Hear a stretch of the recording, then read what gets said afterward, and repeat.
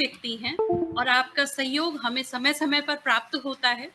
चूँकि हमारे कार्यक्रम की एक तय समय सीमा है, इसीलिए सभी वक्ताओं से मेरा अनुरोध है कि पूर्व में निर्धारित समय सीमा में ही सभी अपने व्याख्यानों को हम लोग अपने व्याख्यानों को पूरा करेंगे तो बहुत अच्छा रहेगा। इससे सुनने में भी रोचकता बनी रहेगी और क्योंकि आप सभी लोग अपने-अपने विषय के आधिकारिक वक्ता हैं, इसलिए मैं छोटा मुँह बड़ी बात आपसे अनुरोध कर रही हूँ, लेकिन मेरी धृष्टता हेतु मुझे क्षमा करिएगा और कार्यक्रम को आगे बढ़ाते हुए अब सीधे हम चलते हैं गोरखपुर, जहाँ से हमारे बीच में जुड़े हैं प्रोफ़ेसर द्वारका नाथ महोदय। अब मैं आपके ओजस्वी उद्बोधन के लिए आपको योग विषय के लिए आमंत्रित करती हूँ। सादर आपसे अनुरोध है कि यह मंच अब आपको समर्पित है। बहुत बहुत धन्यवाद कविता जी। गढ़वाल विश्वविद्यालय की माननीय कुलपति professor Annapurna Nautiyal ji, dean faculty of arts Himanshu Borai ji, दर्शन शास्त्र विभाग की विभागाध्यक्षा प्रोफेसर इंदु पांडे खंडूरी जी, जो कि इस कार्यक्रम की सूत्रधार हैं, कविता शैलपुत्री जी, रिश्का वर्मा जी, ऑनलाइन और ऑफलाइन उपस्थित सभी आत्माओं को मेरा नमस्कार है, प्रणाम है। अभी हम लोगों ने डॉक्टर शिवानी शर्मा जी का विद्वतापूर्ण व्याख्यान सुना और आपने बहुत महत्वपूर्ण बातें बताई हैं। मुझे लगता है कि इसमें कुछ बातों पर विचार भी करना जरूरी है। जैसे कि आपने अभी ये कहा कि सौंदर्य शास्त्र भारतीय दर्शन का एक प्रमुख अंग नहीं है, लेकिन चीजें हमें उसी तरफ जो है ले जाती हैं। तो मेरा यहाँ पर यही कहना है कि भारतीय दर्शन में सत्यम शिवम सुंदरम की बात की गई है, इसलिए यहाँ जो सौंदर्य पक्ष है वो एक महत्वपूर्ण पक्ष हो जाता है। तो आपका ये व्याख्यान बिल्कुल सही है कि आपने भारतीय दर्शन में जो सौंदर्य का पक्ष है उसको लेकर के विस्तृत विवरण प्रदान किया। यहां पर मैं कहना चाहता हूं कि हेगल ने कहा था कि आर्ट रियलिटी को पूरी तरीके से नहीं जान सकता।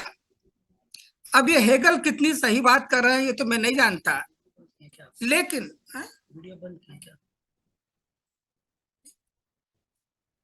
आप लोग को मेरी आवाज सुनाई दे रही है? जी सर, जी सुन रहे हैं। अच्छा, आ रही आवाज? जी जी। तो ये निश्चित रूप से जो है वो सौंदर्य शास्त्र भारतीय दर्शन का एक अनिवार्य पक्ष है, इसमें कोई शक की बात ही नहीं है। और आपका व्याख्यान बहुत ही अच्छा है। मुझसे अनुरोध किया गया है कि मैं योग पर बोलूं, तो मैं इस पर अपने कुछ विचार व्यक्त करता हूं। भगवत गीता में यह कहा गया, कृष्ण अर्जुन से कहते हैं कि अर्जुन, तपस्वियों से योगी अच्छा है, शास्त्र ज्ञानियों से भी योगी अच्छा है, सकाम कर्म करने वालों से भी योगी अच्छा है, इसलिए अर्जुन तुम योगी बनो। और आगे भगवत गीता में कहा गया कि जो भी व्यक्ति योगाभ्यास करता है उसका प्रयत्न कभी भी निरर्थक नहीं होता। प्रयत्न पूर्वक की गई साधना हमारे सभी दुखों और शोकों का निवारण कर देती है। हमारे शास्त्रीय कहते हैं कि योग के द्वारा हमें धर्म और विद्या का पूरा ज्ञान मिलता है। कोई एक शब्द जो भारतीय संस्कृति का प्रतिनिधित्व करता है, यदि कहा जाए कोई एक शब्द बताया जाए तो वह है योग। तो योग हमारी समूची भारतीय परंपरा का प्रतिनिधित्व करता है।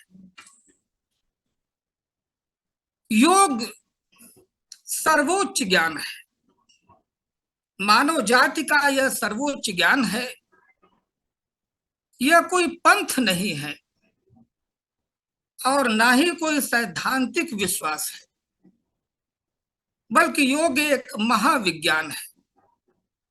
और यह पश्चिम के वैज्ञानिकों दार्शनिकों के द्वारा भी अनुदित है। योग किसी विशेष जीवन शैली से भी संबंधित नहीं है। एक मठवासी सन्यासी भी इसे अपना सकता है और गृहस्थ जीवन में रहने वाला जो गृहस्थ व्यक्ति है वो भी इसे अपना सकता है। साधारणतया योग के बारे में जो हम लोग जानते हैं वो यही है कि योग आत्मा को परमात्मा से मिलाने वाला विज्ञान है। वास्तव में योग धर्म विज्ञान है और धर्म के जो सच्चे सिद्धांत हैं उनको योग के माध्यम से प्रमाणित किया जा सकता है। धर्म का लक्ष्य ईश्वर से अभिन्नता है और योग इसमें मदद करता है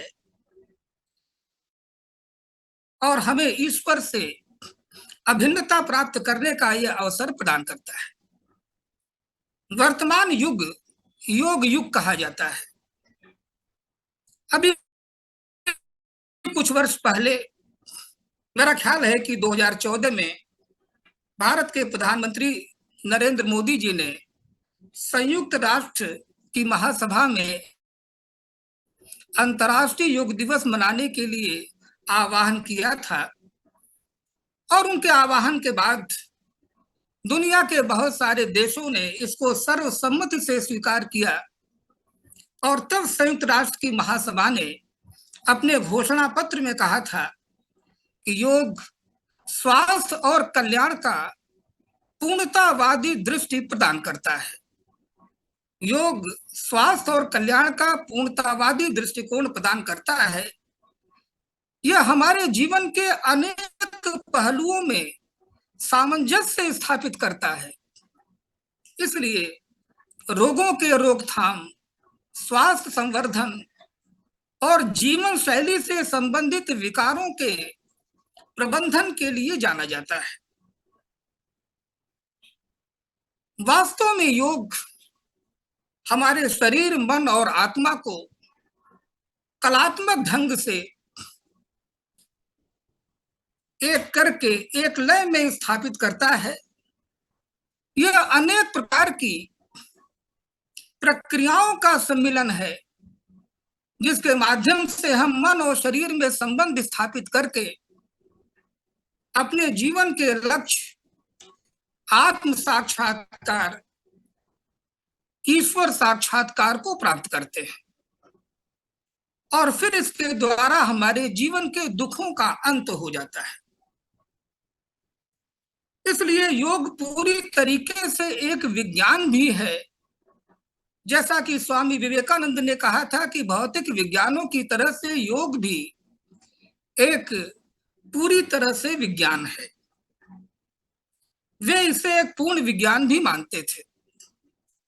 यहाँ पर जो अन्य विधियां हैं चिकित्सा की और योग की, उसमें अंतर यही है कि जहां पर चिकित्सा विज्ञान रोगों का इलाज करता है, उन्हें समाप्त करता है, योग की एक विशेषता यह है कि यह रोगों को होने ही नहीं देता। यही इसका महत्वपूर्ण पक्ष है। भारतीय परंपरा की यह एक महत्वपूर्ण विशेषता है कि यहाँ पर समस्याओं का केवल सैद्धांतिक समाधान नहीं किया गया, बल्कि शाश्वत समाधान प्रस्तुत किया गया है। यहाँ शाश्वत समाधान प्रस्तुत किया गया है और इस शाश्वत समाधान के रूप में हम पाते हैं कि मुक्ति या मोक्ष ही हमारे जीवन का चरम लक्ष्य है। प्राचीन काल के जो योगी थे, दार्शनिक थे, वे योग को इसीलिए अपनाते थे जिसके द्वारा वो मुक्ति प्राप्त कर सके और जीवन के सभी दुखों का अंत हो सके। तो प्राचीन काल में एक यही लक्ष्य था। योग शब्द युज धातु से निष्पन्न हुआ है। पाणिनि के व्याकरण में इसको 3 रूप में व्याख्यायित किया गया है। युज समाधौ, युजेर योगे और युज संयम ने। तो योग को समाधि भी कहा गया, जोड़ भी कहा गया, संयम भी कहा गया, लेकिन क्रियात्मक रूप से अगर हम देखें तो वास्तव में योग साधन है जिसके द्वारा हम अपने जीवन के सर्वोच्च लक्ष्य को प्राप्त करते हैं। भारत में योग की परंपरा बहुत ही प्राचीन है। वेद उपनिषदों से लेकर के वेदांत और उसके बाद आधुनिक समय में तमाम योग संप्रदाय और दार्शनिक इसकी व्याख्या करते रहे हैं और इससे केवल भारत ही नहीं बल्कि समूचा विश्व से प्रभावित हुआ। जैसा मैंने पहले ही कहा था कि भारतीय संस्कृत का अगर कोई एक शब्द समूची भारतीय संस्कृत का प्रतिनिधित्व करता है तो वो योग ही है। योग शब्द का सबसे प्राचीन उल्लेख हमें ऋग्वेद में मिलता है और वहां यह कहा गया कि योगी का कोई भी यज्ञ कर्म बिना योग के संपन्न नहीं होता। वहां और भी बात की गई। आगे चल करके हम उपनिषद काल में देखते हैं कि वहां पर योग महत्वपूर्ण रूप से उपस्थित है। उपनिषदों में विशेष करके श्वेताश्वतर उपनिषद में योग की एक विधा ध्यान को बहुत महत्व दिया गया और ये कहा गया कि ध्यान के द्वारा ही हम आत्मा का साक्षात्कार कर सकते हैं। फिर आगे चल करके हम देखते हैं कि महाभारत में, पुराणों में, स्मृतियों में योग की चर्चा है, पूरी तरीके से वो उपलब्ध है। महाभारत का जो एक अंग है भगवद गीता, वहां पर तो योग, उसे तो पूरा का पूरा योग दर्शन ही माना जाता है। हम देखते हैं कि पुराणों में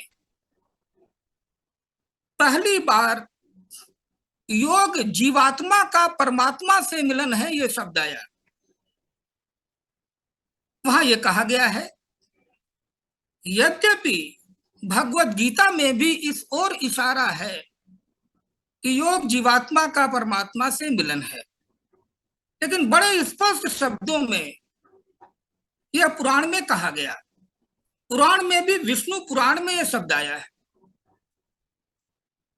आगे चल करके जब हम गीता की ओर जाते हैं तो वहां पाते हैं कि गीता के जो 18 अध्याय हैं ये सभी अपने आप में योग शास्त्र हैं और जितना विशद भगवद गीता में योग का किया गया है उतना अन्यत्र हमें उस रूप में नहीं प्राप्त होता।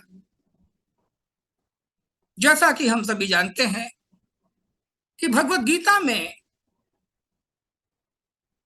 ये अनेक तरीके से योग को प्रस्तुत किया गया, लेकिन विशेष रूप से उसकी 3 परिभाषा ही महत्वपूर्ण हुई, जिसमें पहला है कि योगा कर्मसु कौशलम। योग जो है वो कर्म कौशल है, कुशलता पूर्वक किया गया कर्म ही योग है। तो कर्म कौशल योग है, यह एक महत्वपूर्ण बात यहां सामने आई। लेकिन यदि इस शब्द पर हम विचार करें कि कर्म कौशल योग है, तो इसका तो मतलब यह हुआ कि कोई भी कार्य को अगर कुशलता पूर्वक किया जाए तो वह योग हो जाएगा। तब ऐसे तमाम कर्म जो कि अनुचित हैं, जिन्हें नहीं करना चाहिए, उनकी निंदा की गई। चाहे वो चोरी करना हो, चाहे हत्या करना हो, चाहे लूटपाट हो, चाहे दबाव हो, चाहे रिश्वत हो, चाहे भ्रष्टाचार हो। क्या अगर कोई भी व्यक्ति बहुत कुशलता पूर्वक रिश्वत लेता है या भ्रष्ट आचरण करता है तो उसको योग कहा जाएगा? निश्चित रूप से नहीं कहा जाएगा। इसलिए भगवत गीता निष्काम कर्म की बात करती है, कामना रहित कर्म की बात करती है। यह जो निष्काम कर्म है, जो कामना रहित कर्म है, यही योग कर्म कौशलम का वास्तविक अर्थ है। भगवत गीता में एक दूसरी महत्वपूर्ण परिभाषा दी गई, समत्वम योग उच्यते। समत्व योग है। हम सभी के जीवन में अनेक परिस्थितियां आती हैं, वे अच्छी भी हैं, बुरी भी हैं। जीवन में हानि और लाभ भी होता है। तो इस तरह की जो तमाम जो परिस्थितियां जो पैदा जो होती हैं, ऐसी परिस्थितियों में यदि हम सुख में बहुत ज्यादा इन्वॉल्व हो जाएंगे तो हो सकता है कि हमारे भीतर अहंकार हो जाए, या जिसे हम साधारण भाषा में कहते हैं कि हम बेअंदाज हो सकते हैं, दूसरों को कुछ न समझें। और अगर दुख आता है तो ऐसी भी स्थिति आ जाती है कि हम निराशा में सुसाइड करने को सोचते हैं। इसलिए भगवत गीता बार बार ये कहती है कि समत्व ही योग है। जो समता है वही योग है। और इन चीजों में एक प्रकार का संतुलन बनाए रखना, यह योग का एक महत्वपूर्ण पक्ष है। निश्चित रूप से ये बात बिल्कुल सही है, क्योंकि हम लोग अपने व्यवहारिक जीवन में देखते हैं कि अगर परिणाम हमें अनुकूल नहीं मिलता है तो हम निराश हो जाते हैं, हम चिंतित हो जाते हैं, हम अवसाद में आ जाते हैं, और कभी कभी व्यक्ति आत्महत्या की भी सोचने लगता है। इसलिए भगवत गीता इस बात पर बल देती है कि अगर आज खराब समय है तो कल अच्छा भी हो सकता है। कोई भी चीज तो दुनिया में परमानेंट है नहीं। इसलिए यह हमको इस बात के लिए प्रेरित करता है कि तात्कालिक रूप से जो परिस्थिति आती है हमारे सामने, हम उसमें अपने संतुलन को बनाए रखें और उचित दिशा में कार्य करते रहें, तब हम अपने लक्ष्य को प्राप्त कर लेंगे। और भगवत गीता में जो तीसरी जो महत्वपूर्ण परिभाषा आती है कि यह दुख के संयोग का वियोग है। दुख संयोग के वियोग को योग कहा गया। जो हमारा जीवन है वो दुखों से व्याप्त है। 3 प्रकार के दुखों की चर्चा है, आदि भौतिक, आदि दैविक और आध्यात्मिक दुख। जिसमें जो आध्यात्मिक दुख है वो हमारे शरीर और मन में उत्पन्न होता है। तमाम रोग व्याधि, भय, संताप आदि जो है वो सभी आध्यात्मिक दुख के अंतर्गत हैं। फिर आदि भौतिक, जो बाह्य कारणों से उत्पन्न होता है, चाहे पैर में कांटा गड़ना हो, चाहे कहीं चोट लग जाना हो इत्यादि, जो बाह्य कारण है इनसे जो उत्पन्न होते हैं, ये आदि भौतिक है। और आदि दैविक जो है वो सुपर नेचुरल जो शक्तियां हैं, कभी कभी भूत प्रेत भी कहा जाता है, कि इनके भी द्वारा इस तरह का दुख हमें प्राप्त होता है। तो कहने का तात्पर्य यह है कि योग हमारे दुखों का अंत करता है। योग का जो लक्ष्य है ईश्वर साक्षात्कार, आत्म साक्षात्कार, वो तभी होगा जब हम इन दुखों के ऊपर उठ करके अपने जीवन के लक्ष्य को हम प्राप्त करते हैं। तो भगवत गीता जो कि योग शास्त्र है, जिसके 18 अध्याय हैं और इतना बल वहां पर दिया गया है, वहां पर ज्ञान भक्ति और कर्म का समन्वय भी है।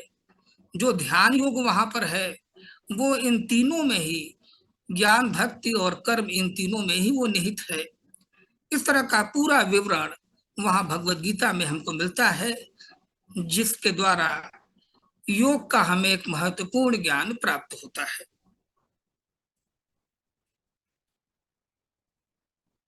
हम आगे चल करके देखते हैं कि पतंजलि का योग शास्त्र है।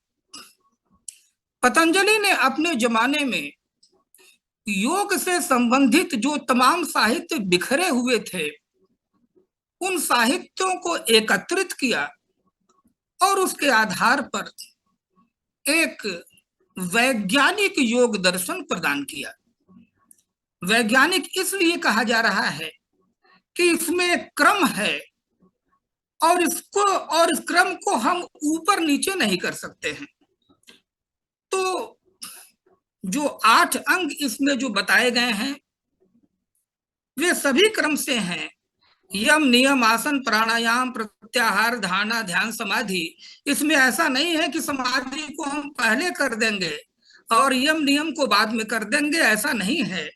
बहुत ही सुव्यवस्थित और वैज्ञानिक तरीके से पतंजलि ने इसे प्रस्तुत किया और इसके आधार के रूप में वो यम और नियम की बात करते हैं।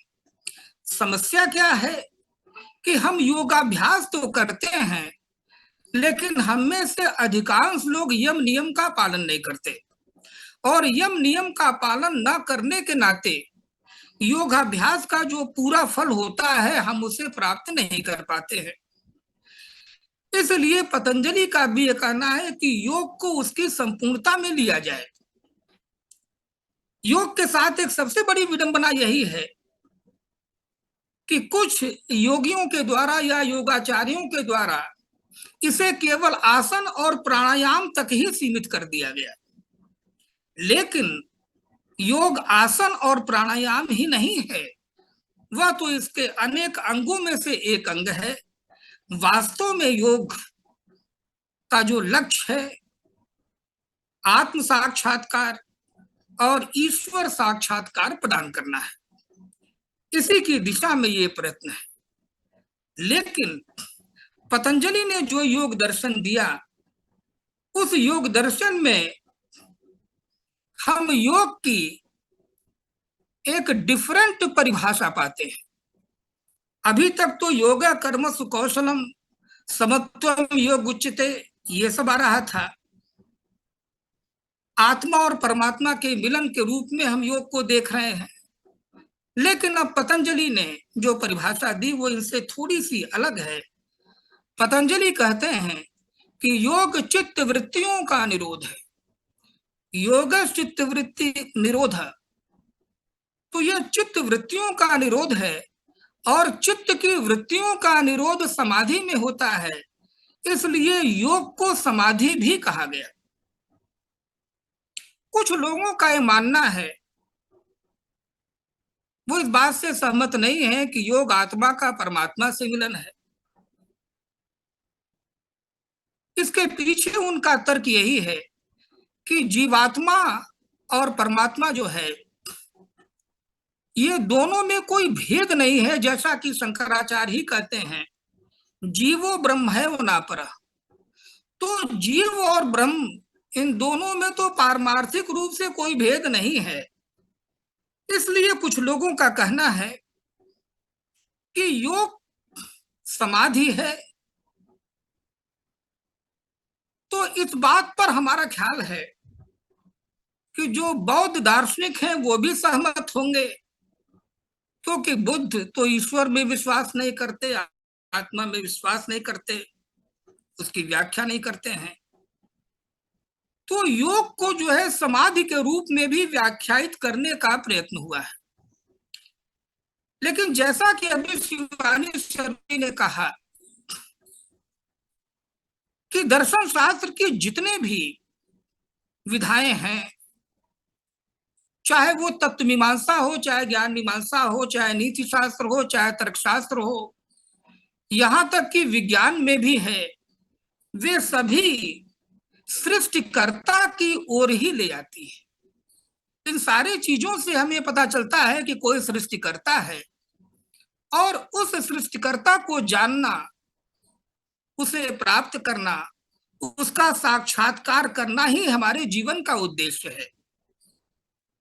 यद्यपि पतंजलि ये मानते हैं कि योग चित्त वृत्तियों का निरोध है, जीवात्मा का परमात्मा से मिलन नहीं है, लेकिन जीवात्मा का परमात्मा से मिलन योग है, इसे भी हम लोग स्वीकार कर सकते हैं।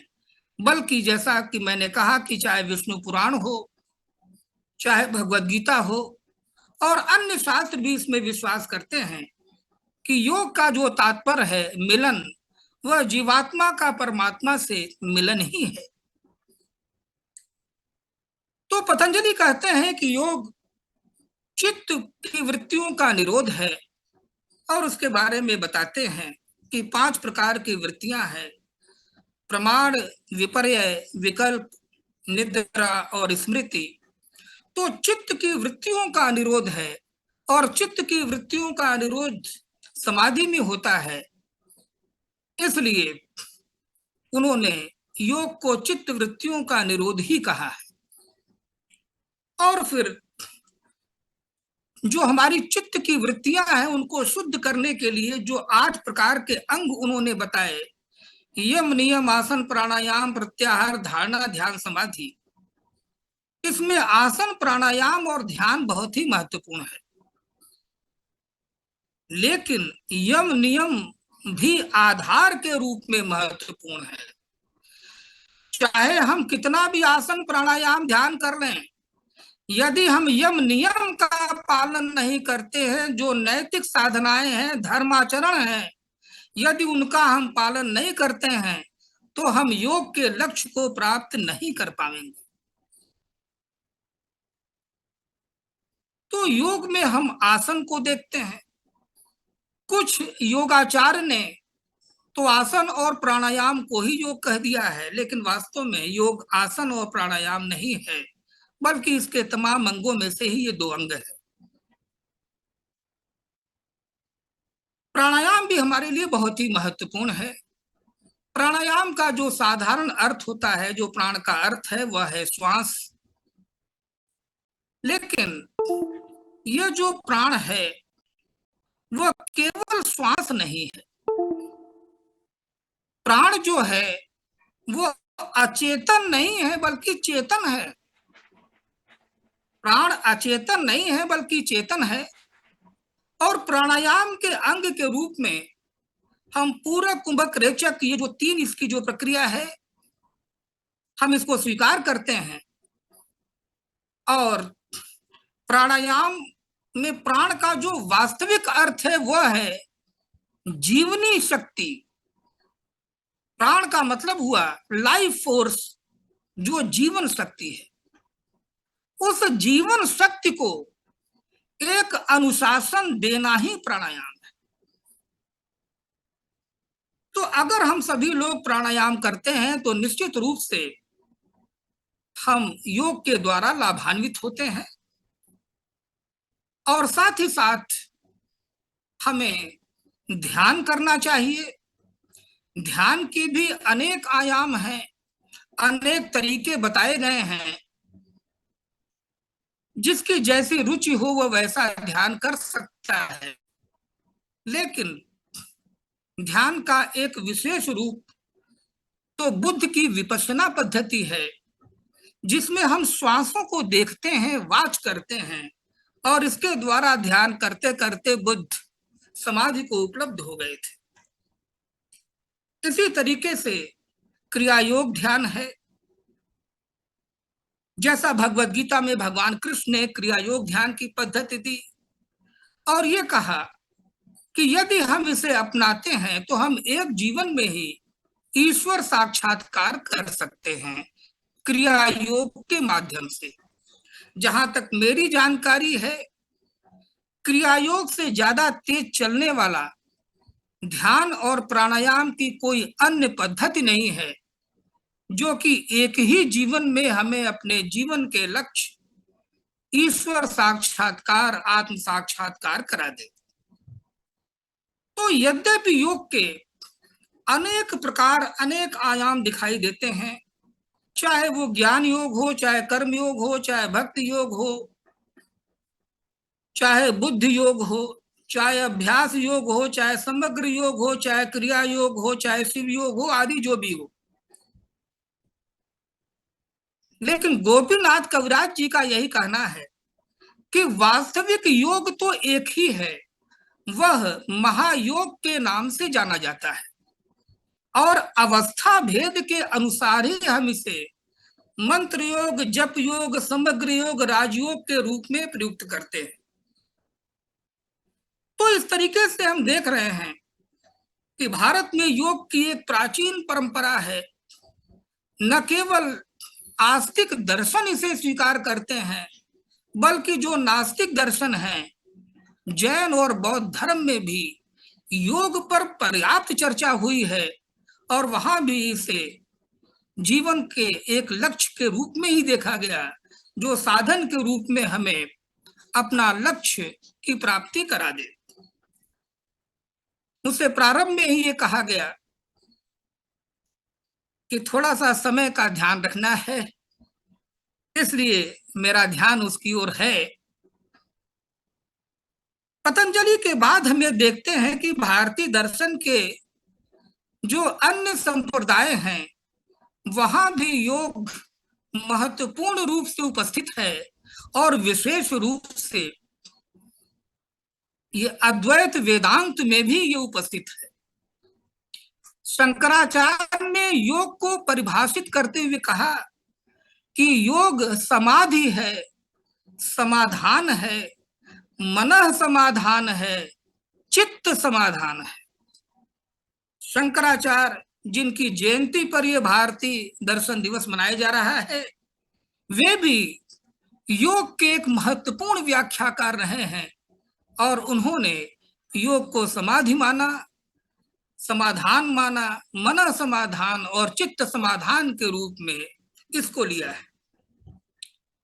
तो ये जो भारतीय दार्शनिक दिवस मनाया जा रहा है शंकराचार्य जी को केंद्र में रख करके, यह निश्चित रूप से बहुत ही महत्वपूर्ण है और यह सही है, क्योंकि शंकराचार्य का जो अद्वैत वेदांत दर्शन है वह चिंतन की पराकाष्ठा के रूप में उपस्थित है। अद्वैत वेदांत दर्शन चिंतन की पराकाष्ठा है और साथ ही साथ वह अपने आप में एक संपूर्ण दर्शन है। शायद इन्हीं सब बिंदुओं को ध्यान में रख करके भारत सरकार ने शंकराचार्य जी के जन्म दिवस को भारतीय दर्शन दिवस के रूप में मनाने का आह्वान किया है।